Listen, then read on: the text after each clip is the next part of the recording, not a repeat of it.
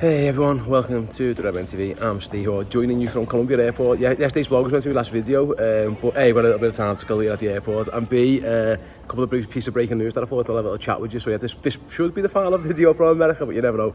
If something happens in between now and me getting to Atlanta and to the UK, I might do another one. But let's make a start then. Yeah, Fabio Carvalho, Liverpool rejecting a £50 million bid from Southampton for Fabio Carvalho. Obviously, he's been a major part of Liverpool's pre-season. Actually, he scored in the last 2 games. He's featured heavily, mainly playing, predominantly, if not always, playing on that left-hand side. But it appears that maybe his future is definitely uncertain. I think he himself has kind of admitted the same thing. I'm sure he's more than willing to fight, and I'm sure if he was given an opportunity to do so, he'd be more than happy to stay at Liverpool and fight for a place. But I'm guessing he wants some guarantees or assurances of how much he's going to play. We've seen Fabio Carvalho ask for such things in the past, so that's not a huge surprise. But yeah, Liverpool £50 million seemingly isn't enough. I know Russell Martin spoke, gave some quotes, didn't he, as well, about Fabio Carvalho. They tried to sign him in January. He's clearly a player they like. He had a really good season in the Championship on loan, the second half of last season rather, after a disappointing start in Leipzig. But yeah, it appears 15 million isn't enough. I'm wondering what Liverpool's asking price is. Maybe somewhere 20 to 25, I don't know. Is anyone willing to pay that? Is Southampton able to pay that, or anybody else? But I think there's a lot of interest in Carvalho. A little bit like Seth Vandenberg though, there's a danger he gets priced out of a move, so we'll have to wait and see on that one, because I'm sure Liverpool will want to cash in if they can. I mean, unless Arne Slot's changed his mind and or been convinced or been impressed, then we never know. But as we find it difficult to see exactly where Fabio Carvalho plays in this Liverpool side. He's been playing on the left in pre-season, of course. Well, you'd imagine Luis Diaz, maybe Diogo Jota, obviously Cody Gakpo are all probably ahead of him, you'd think, in the pecking order at some point. So game time could be tough for him to come by there, but yeah, it's another one, a little bit like Seth Vandenberg. Liverpool will be in no rush to sell anybody, and they'll demand, or they'll ask for their asking prices, and then if it gets towards the end of the window, decisions can be made on whether you take less, whether you let the player go on loan or you keep him. So definitely want to keep an eye on. I don't think this is the last we've heard of Fabio Carvalho. I still believe that he's probably going to leave the club. It'll just depend what type of fee Liverpool can get, and if Southampton or whoever is willing to pay it. But my guess is somebody is going to stump up an offer that Liverpool finds acceptable, and that'll be that really. And fair play to Fabio. Actually, I think there's not much more he could have done in pre-season, really. You know, scored a couple of goals. He looked dangerous at times as well. I thought his goal, I know it took a bit of a deflection against United, but it was really good movements, really good skill in the first place. The run for the goal against Arsenal as well was excellent. Like really, you know, almost like a striker's instinct on that left-hand side to get onto the end of the chip from Harvey Elliott. So we had a really good pre-season. So whether that's even reinforced Liverpool's desire to get a good fee for him, I don't know. But yeah, that's the first one. The second one actually is news that I'm quite happy about. According to Paul Joyce of the Times, Joe Gomez is prepared to stay at Liverpool. He's ready. Liverpool. Arne Slot rather has had chats with him, and Joe Gomez isn't actively looking to leave. Obviously, he was potentially going to be included in a deal with Newcastle to maybe get Anthony Gordon to Liverpool. That fell through, obviously, when Newcastle solved their PSR issues in other ways.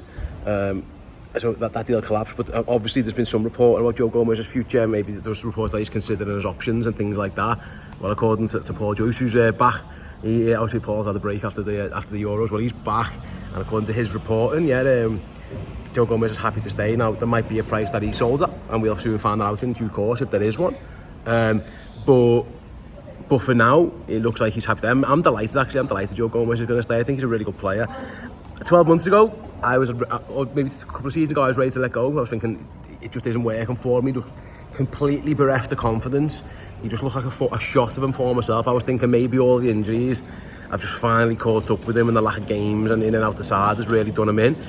But yeah, you know, last year he had a fantastic season. Now, listen, predominantly he was playing a full-back, and I understand that. And I'm guessing he wants to be a centre-back. Is there room for him to be a centre-back at Liverpool? I'm sure there is. You know, Virgil's spot is the only one who's guaranteed. The others, you know, Kanate, Gomez and Kwanzaa, that one's up for grabs. Now, obviously, Gerald Kwanzaa's probably got the head start on that one, given like he's been around for pre-season. He ended last season with the shares as well. You can probably include Seth Vandenberg in this conversation, I guess, but I still think he might be leaving. But listen, I'd love Joe Gomez to stay. I think, you know, he does offer you that versatility across the back line. He even played in midfield, of course, not ideal. You don't really want to be doing that, but if needs must, it's there. So I don't think Liverpool should be in any rush to sell someone who offers really good cover at 3 positions and plays well. And it's probably come off the best season he's had since Liverpool won the title. So that's good news. Now again, I'm sure Paul's report says, you know, like pretty much every player does have a price, and if it come to it, then there might be a price that Liverpool would sell Joe Gomez at. there's talk, you know, the bid off Newcastle or the deal with Newcastle was somewhere around £40 million, wasn't it? And if that come in, then maybe Liverpool would reluctantly maybe accept it. But it's good to hear that Arne Slot has had a chat with Joe Gomez, clarified what he wants from him. And it appears, again, according to Paul's reporting, that Joe's happy to stay, which I think is fantastic. Because I know if it wasn't that long ago, probably yesterday or the day before, I was thinking that might be the end of him. He might have a cob on because he's been part of a deal that collapsed. You know, is he got, you know? Does he think, oh, well, if these were trying to get rid of me, they clearly don't want me? Was his nose out of joint or whatever? Did he feel a little bit disrespected? I don't know, but Paul's reporting suggests otherwise, which I think is fantastic news. I'd love to know your comments as well. So if you are watching this, like I say, please use the YouTube comments. If you're listening to this as a podcast, then you can get in touch with us on socials. What are your thoughts on Fabio Carvalho? What are your thoughts on Joe Gomez? I'd love to know them. And then finally, the last one I'm going to speak about is Bobby Clark.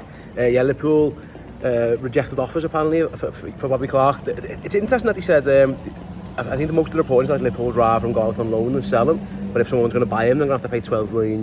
Now, I find that bizarre really. I'm not sure why Liverpool are selling Bobby Clark for €12 million. I think I'd rather just loan him out and see, because if he develops into something, then why would you even want to do that? So if I'm Liverpool, I would be definitely pushing more towards the loan if he wants to play, and I understand he will do.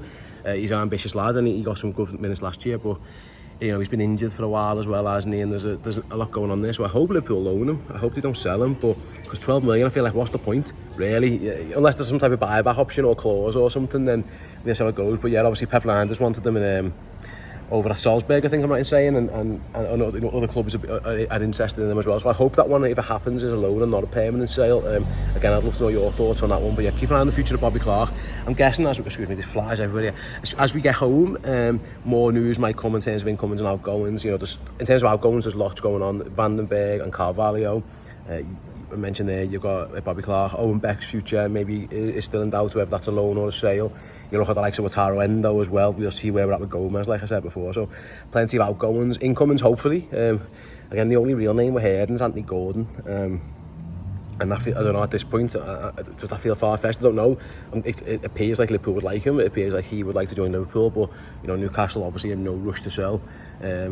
So we'll keep an eye on that one. I'm hoping that, you know, more names will come out of the woodwork over the next few days once we get home. I know Richard Hughes, saw him the other day, was here in America. I don't know if there was a reason for that or just popping in, but he's definitely here, and I'm sure him and Arne Slot will be working as the back in the UK to try and get some deals done. I think we've noticed really, it looks like, I might be wrong, but it looks like the manager just isn't fancying Endo at this moment in time in that number 6/double pivot role, whatever you want to call it. So I think that's the position I think a lot of people will be interested in Liverpool getting something done. I still wouldn't be adverse to them signing another centre-back, obviously to replace Joe Matip, and I still believe they need a forward as well. Ben Doak's another one whose future, you know, potentially another loan there for Ben Doak. So maybe 3 players. I'm being a bit unrealistic. I don't think so, if I'm honest, but I'm hoping, like I say, we were told August will be when it's busy. Well, now, as it recorded, it's August the 4th. The window's open for another few weeks, so we'll see just how much business Liverpool can get done, if they get any done. But I'm expecting quite a few outgoings. Liverpool got a big squad. One of the things about when you develop so many young players is that eventually there's almost like a backlog, and Liverpool have got a load of young players who need minutes who aren't going to get them. So I do believe there's going to be plenty of outgoings with a few incomings, but yeah, we'll all wait and see on that one. So yeah, let me know your thoughts, like I say, guys, on Gomez, on Clark, on Carvalho, on anything else you want to discuss. Use the comment section, use the social media. That is me signing off from Columbia, South Carolina. Hopefully, well, probably the last video of the tour, unless something mad happens. Like I say, hopefully, maybe not, because if I land in Atlanta and Liverpool have signed Anthony Gordon, or something mad's happened in the next couple of hours, then we probably will try and get another video done if possible. Not the longest layover in the world, so we might not be able to. But yeah, thanks everyone for all the comments and the support on the tour. I understand, you know, that you guys often watch Redmen or listen to Redmen. Paul and Chris, who've been doing it for years, and they're the best. Obviously, they couldn't make the trip. I've made the trip, so I've really appreciated the support you guys have given me in terms of giving me a chance. A lot of the comments have been great. A lot of people who've come up to me have been really, really kind as well. So really do appreciate it. Me and Joe have had an absolute blast over here. But yeah, thanks again. I am looking forward to getting home. But America, you've been great. All you guys, thanks for watching, and yeah, I'll catch you all soon. See you in a bit.